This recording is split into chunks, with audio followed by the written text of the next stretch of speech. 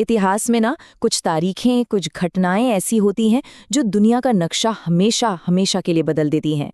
और फ्रांसीसी क्रांति बिल्कुल वैसी ही एक घटना थी। ये सिर्फ एक देश की कहानी नहीं है, बल्कि उन विचारों की कहानी है, स्वतंत्रता, समानता, जिन्होंने पूरी दुनिया को एक नई राह दिखाई। तो चलिए जरा इतिहास के उन पन्नों को पलटते हैं और समझते हैं कि कैसे इस एक क्रांति ने दुनिया की तकदीर बदल दी। हम सीधे चलते हैं 1789 के पेरिस। सोचिए, हवा में एक अजीब सा तनाव है, एक बेचैनी। शहर एक ऐसे ज्वालामुखी पर बैठा है जिसके नीचे सालों का गुस्सा खौल रहा था, और अब वो फटने ही वाला था। और फिर वो दिन आया, 14 जुलाई, एक ऐसी तारीख जो फ्रांस के इतिहास में हमेशा के लिए दर्ज हो गई। जानते हैं, कभी-कभी बस एक अफवाह ही काफी होती है, और यहाँ भी वही हुआ। एक अफवाह ने डर को गुस्से में बदल दिया। गलियों में दहशत फैल गई, लोगों को लगा कि अब उनकी जान खतरे में है। इस अफवाह के जवाब में क्या हुआ? लगभग 7,000 लोग, मर्द औरतें, सब टाउन हॉल के सामने इकट्ठा हुए और उन्होंने हथियारों की तलाश में सीधा बेस्टिल के किले पर धावा बोल दिया। देखिए, बेस्टिल सिर्फ एक जेल नहीं थी, वो सम्राट की तानाशाही का प्रतीक था, और लोगों का जो बरसों से दबा हुआ गुस्सा था ना, वो उस किले की दीवारों पर कहर बनकर टूट पड़ा। सम्राट का किला, और इसे आम जनता ने गिरा दिया। सोचने वाली बात है, आखिर फ्रांस में हालात इतने बिगड़ कैसे गए? लोग इस हद तक पहुंच कैसे गए? चलिए इसके पीछे की वजहों को समझते हैं। देखिए, क्रांति की ये चिंगारी कोई एक दिन में नहीं भड़की थी। इसके पीछे सालों का गुस्सा, नाइंसाफी और एक बहुत बड़ा आर्थिक संकट था, जिसने फ्रांसीसी समाज की नींव को ही अंदर से खोखला कर दिया था। जरा इस आंकड़े पर गौर कीजिए। 97%। फ्रांस की 97% आबादी तीसरे एस्टेट का हिस्सा थी, लेकिन उनके अधिकार वो लगभग शून्य थे। उस समय फ्रांसीसी समाज ना 3 हिस्सों में बटा हुआ था, जिन्हें एस्टेट्स कहते थे। पहला एस्टेट था पादरियों का, दूसरा था शाही खानदान और बड़े बड़े जमींदारों का। ये दोनों मिलकर आबादी के सिर्फ 3% थे। लेकिन मजे की बात ये थी कि इन्हें जन्म से ही सारे अधिकार मिले हुए थे, और सबसे बड़ा अधिकार था कोई टैक्स नहीं देना। जी हाँ, सारा का सारा टैक्स का बोझ तीसरे एस्टेट पर था, जिसमें किसान, मजदूर, व्यापारी, वकील, मतलब बाकी सब लोग शामिल थे। उस दौर का एक कार्टून इस शोषण को बहुत अच्छे से दिखाता है। इसमें कुलीन वर्ग को एक मकड़ी की तरह दिखाया गया है और किसान को एक मक्खी की तरह जो उसके जाल में फंसी हुई है। ये तस्वीर बिना कुछ कहे ही उस समय की कड़वी सच्चाई बयां कर देती है। तो एक तरफ तो समाज में इतनी नाइंसाफी थी, और दूसरी तरफ साम्राज्य पूरी तरह से कंगाल हो चुका था। सालों तक चले युद्ध, खासकर अमेरिकी क्रांति में ब्रिटेन के खिलाफ अमेरिका की मदद करने से फ्रांस पर 10 अरब लिवरे से भी ज्यादा का कर्ज चढ़ गया था। ये रकम इतनी बड़ी थी कि सरकार का खजाना बिल्कुल खाली हो चुका था। आलम यह था कि सरकार अपने बजट का एक बहुत बड़ा हिस्सा सिर्फ और सिर्फ कर्ज का ब्याज चुकाने में खर्च कर रही थी।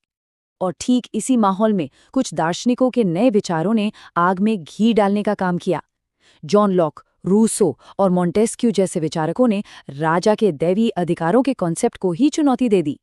उन्होंने एक ऐसी सरकार का विचार सामने रखा जिसकी ताकत राजा से नहीं बल्कि जनता से आती हो। तो इन सभी कारणों ने मिलकर एक ऐसे तूफान को जन्म दिया जिसने फ्रांस की राजनीतिक व्यवस्था को हमेशा के लिए बदल कर रख दिया।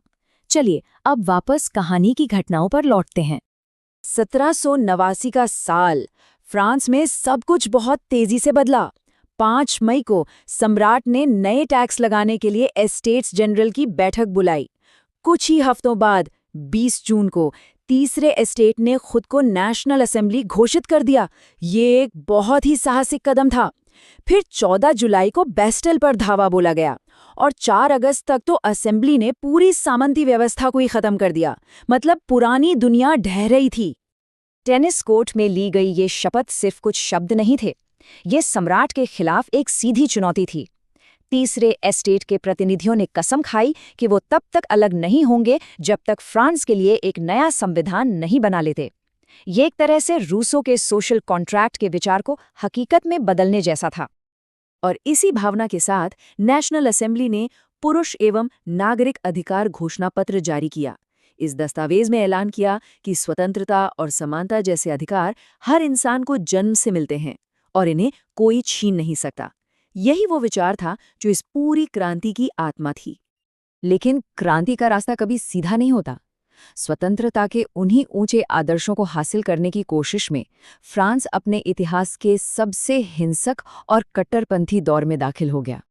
इसके बाद जो हुआ वो और भी तेजी से हुआ। सितंबर 1792 में राजशाही को खत्म करके फ्रांस को एक गणतंत्र घोषित कर दिया गया। जनवरी 1793 में सम्राट लुई 16वें पर देशद्रोह का मुकदमा चला और उन्हें सरेआम फांसी दे दी गई। इसके बाद रोबेस्पियर के नेतृत्व वाली जैकोबिन सरकार ने क्रांति के दुश्मनों के खिलाफ एक क्रूर अभियान छेड़ दिया, जिसे इतिहास में आतंक का राज कहा गया।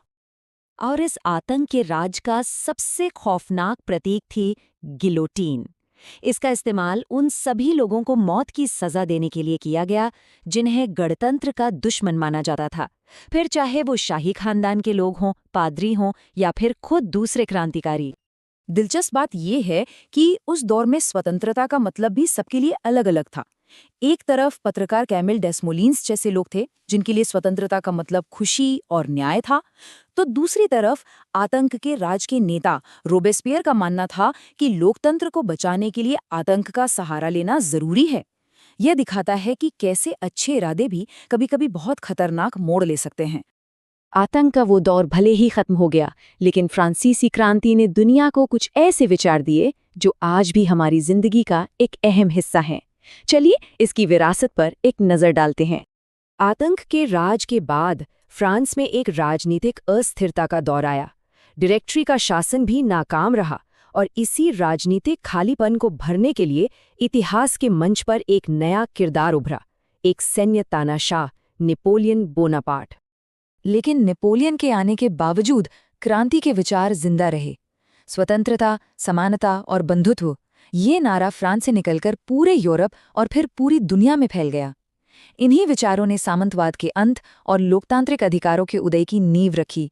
और यही इस क्रांति की सबसे स्थायी और सबसे शक्तिशाली विरासत है, जो आज भी दुनिया भर के लोकतंत्रों को प्रेरित करती है।